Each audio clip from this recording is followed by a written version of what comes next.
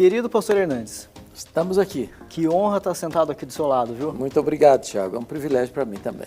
O senhor sabe que lá em casa, a Carol e eu, a gente faz um cafezinho e senta para assistir a IPP-TV, fica Que sentado legal. lá acompanhando.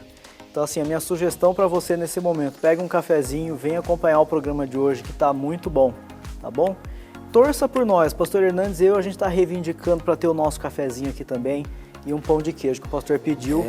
Vai ter cafezinho e pão de queijo daqui a pouco aqui nessa mesa, né? Quem sabe no próximo, hein, pastor? Se Deus quiser. Nós temos 3 perguntas muito legais aqui. Eu quero começar então com a pergunta que nos foi enviada pelo William Lima. Pastor, eu gostaria de entender sobre os 144 mil selados de Israel. Isso está lá em Apocalipse 7, 2 a 8. E o William pergunta, quem são eles e por que um selo na testa?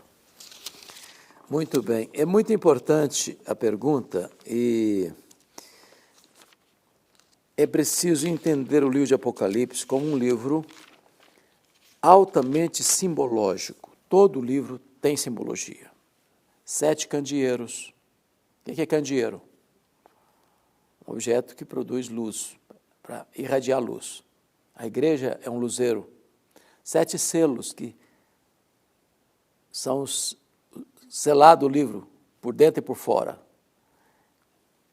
O Senhor abre esses selos.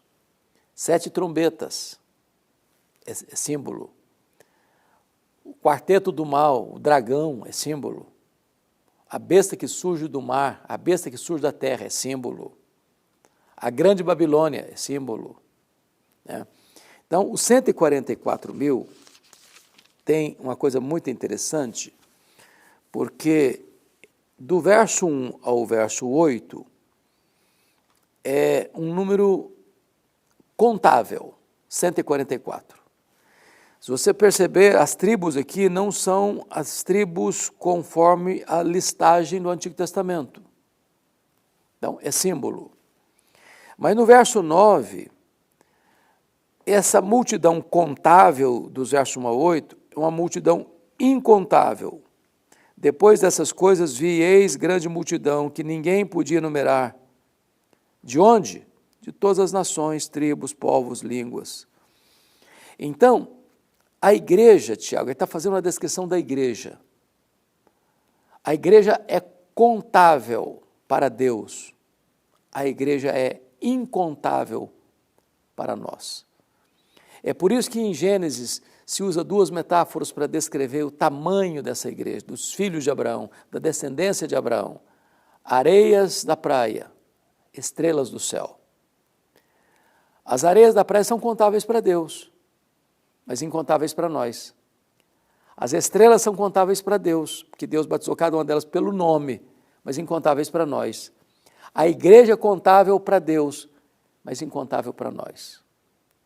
Então, ele está usando uma figura de linguagem para dizer dessa igreja gloriosa, dessa igreja glorificada, dessa igreja que procede de todos os povos, nações, raças, tribos e línguas, que não podemos contar todos aqueles que Deus salvou ao longo da história, mas Deus conhece um por um, nome por nome. Então, tem 2 finalidades esse texto, mostrar que a igreja, ela é contável para Deus, a igreja é incontável para nós. É a mesma igreja, olhada pela perspectiva humana, olhada pela perspectiva divina. Muito bem. Ô, de casa, me dá uma licencinha para te dar uma dica.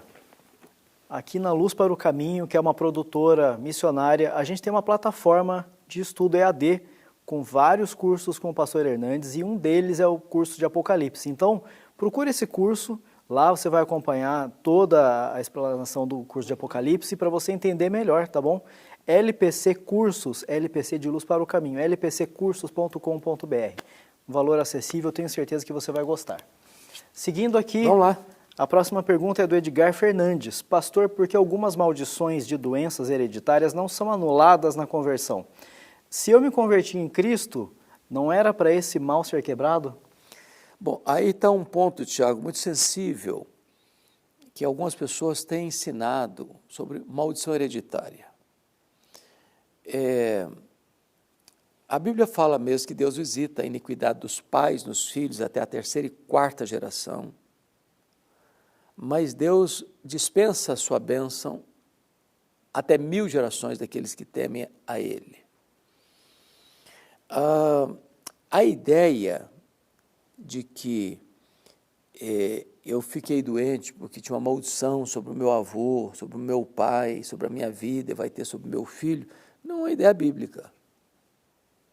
Não é uma ideia bíblica. Tem consequências? Pode ter. Por exemplo, imagine você, um pai que viveu a vida na embriaguez, e ele teve um problema de cirrose hepática.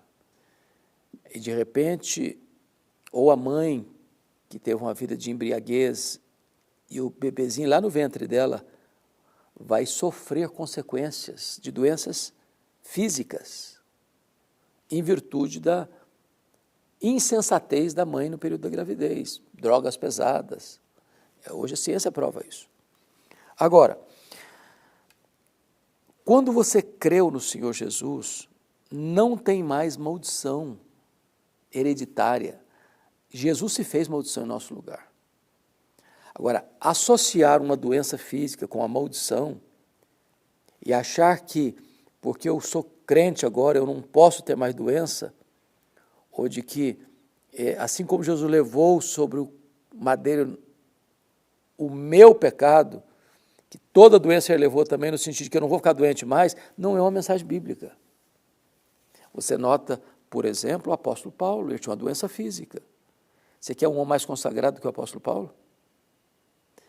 Você vai ver que Timóteo era um filho na fé de Paulo, um pastor maravilhoso, tinha uma doença física. Você vai ver que Trófimo era um homem de Deus, tinha uma doença física. Então, a doença não pode ser vista como alguma coisa que foi eliminada na cruz e eu não posso mais ficar doente. Não é correto. É possível, sim, que haja doenças que tenham problemas de histórico familiar, problemas cardíacos, problemas hepáticos, problemas de outra ordem, né? Depressão, por exemplo, tem um histórico familiar, às vezes, mas isso não tem a ver com a redenção da cruz de Cristo. A redenção não anulou a nossa humanidade, nem os efeitos da queda no aspecto do nosso corpo. Você pega um homem, por exemplo, como Mark Lloyd Jones, o pastor mais reconhecido do século XX, morreu de câncer. Você pega um homem como Dr. Russell Shedd, um dos maiores exemplos de piedade que nós tivemos no Brasil, contemporâneo nosso, morreu de câncer. Tinha maldição? Não, não tinha. Mas ele, como nenhum outro de nós, está imune ou livre dos efeitos deste mundo, das doenças. Então, quantos homens piedosos morreram por doenças tão graves, sofrendo num leito de enfermidade. E você vê gente ímpia que morre de velhice, sem nenhuma enfermidade. Não se correlaciona essas coisas. Não sei se ficou claro. Para mim ficou. Então tá bom. Espero que para o Edgar também. Vem aí um assunto que eu gosto muito de debater, que é importantíssimo a gente tratar. Eu quero agradecer, Wagner, por ter trazido essa pergunta para nós. É o Wagner Demétrio. E ele diz: há hoje uma grande quantidade de música centralizada no homem, em vez de estar centrada em Cristo e na sua obra. O que podemos fazer para mudar esse cenário? Ele está tratando aqui do louvor nas igrejas hoje. Pois é, Tiago, esse é um assunto realmente muito, muito, muito sensível e muito importante ser tratado. Por quê? Porque às vezes a pessoa tem uma veia poética, ele é um compositor no sentido de que ele tem a veia poética para escrever uma bonita música e até depois botar uma musicalização e ficar bonito mesmo para ouvir, gostou de ouvir. Mas nem sempre os compositores têm uma boa base bíblica. E às vezes tem deficiências, para não dizer até heresias, em músicas que são cantadas. Então, se você é um compositor e passe essa letra que você acabou de escrever para uma pessoa que tem um conhecimento mais aprofundado das Escrituras. Falar, dá uma lidinha, veja se a teologia está boa, porque música e teologia é cantada. É teologia cantada. Eu não tenho direito de cantar uma música na igreja que não tem uma boa e saudável teologia. Segundo, nenhuma música deveria ser ensinada na igreja sem passar pelo filtro do pastor, esperando que esse pastor tenha um bom conhecimento da Bíblia, porque às vezes tem pastor também que não tem.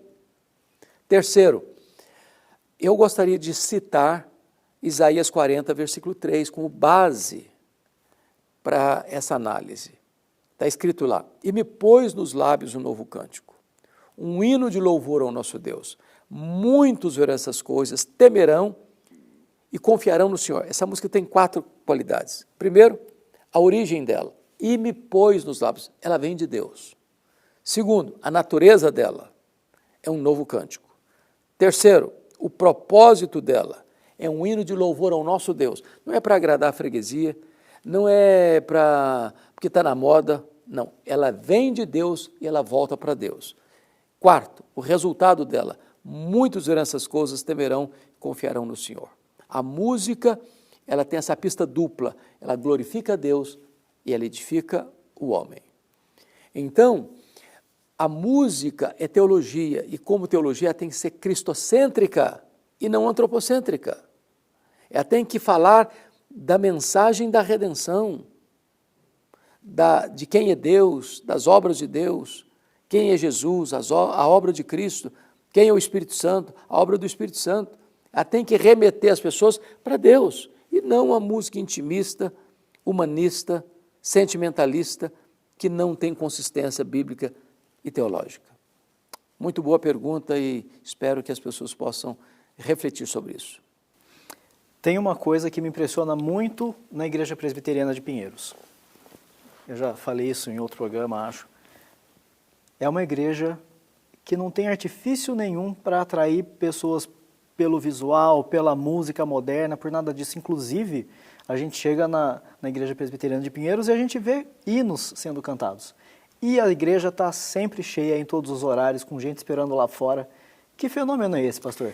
Porque, na verdade, quando as pessoas criam mecanismos, estratégias humanas para atrair pessoas, tem que ter uma programação especial, tem que ter uma banda especial, tem que ter um cantor especial, tem que ter um pregador especial, tem que ter isso, tem que ter aquilo. Nós estamos buscando métodos humanos para atrair gente. Se o evangelho puro e simples não for o atrativo, os outros atrativos podem até ser um fogo de palha, mas não vai gerar resultado. Então, a Igreja de Pinheiros entendeu isso. A música é simples, a pregação é simples, mas é Bíblia, é só Bíblia. Os cânticos são examinados antes de ser ensinados, para que a letra, a teologia da música possa edificar, consolar, encorajar. Então, nós louvamos muito a Deus porque Pinheiros não abre mão disso, não abre mão disso. É o evangelho puro e simples. Portanto, venha adorar a Deus conosco na Igreja Presbiteriana de Pinheiros, venha celebrar como igreja, venha acompanhar a leitura da Bíblia, tá bom? Nós estamos com 5 cultos no domingo, pastor? Nós temos o culto das 8h, em seguida a Escola Dominical 9h30, que é um culto também, exposição da Bíblia, culto das 11h, culto das 17h e o culto das 19h. São 5 trabalhos no domingo. São 5 programações no domingo. Então, se você está em São Paulo, está passando por São Paulo, aproveite essa oportunidade. Nós estamos na Avenida Doutora Ruth Cardoso, 6.151. Se você está longe de São Paulo, aproveite sua casa, faça da sua casa um lugar de oração, um lugar de adoração também, aproveitando o acesso pela IPP-TV no YouTube, tá bom? Toda a programação da igreja de todos os outros dias da semana você acompanha online também, certo? É isso aí. Falamos tudo. No próximo programa estaremos de volta, né? Estaremos sim, esperamos você também. Então tá bom, gente. Um abraço, até breve.